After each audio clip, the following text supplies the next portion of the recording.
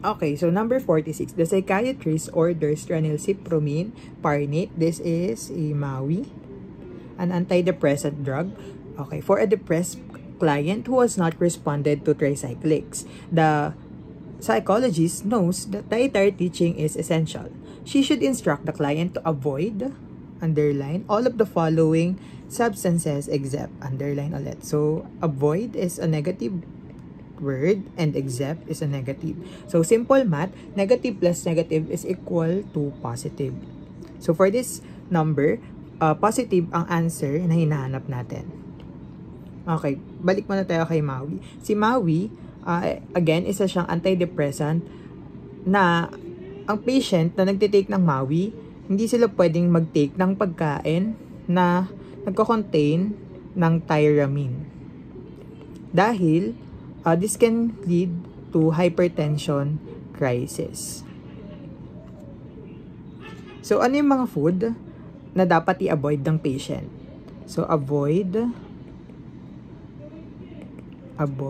pickled, fermented,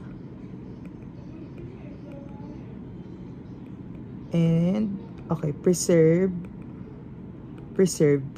foods.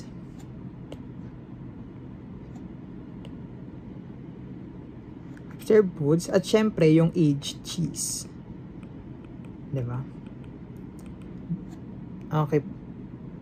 Balik tayo sa choices. Letter A, beer and red wine. So, i-cross out natin sa red wine dahil, di ba may kasabihan na the more na tumatagal ang red wine, the more na sumasarap. And, dito, sa tyramine, the more na tumatagal ang pagkain, the more na tumataas yung tyramine content, okay, ng isang food or ng drink. Kaya, i-cross out natin yan. Okay, letter B, cheddar cheese and sausage. Ang cheddar cheese ay part or kabilang siya dito sa aged cheese. Okay? Kabilang siya sa aged cheese.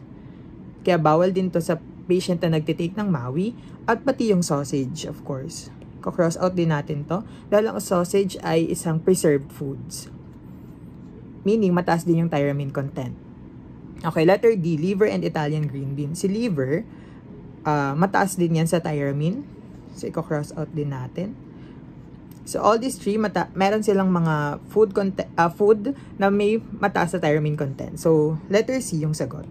Cottage cheese and canned peaches are good kasi wala silang tyramine content. Kaya yun yung dapat nating tandaan when the patient is intaking Maui. Thank you.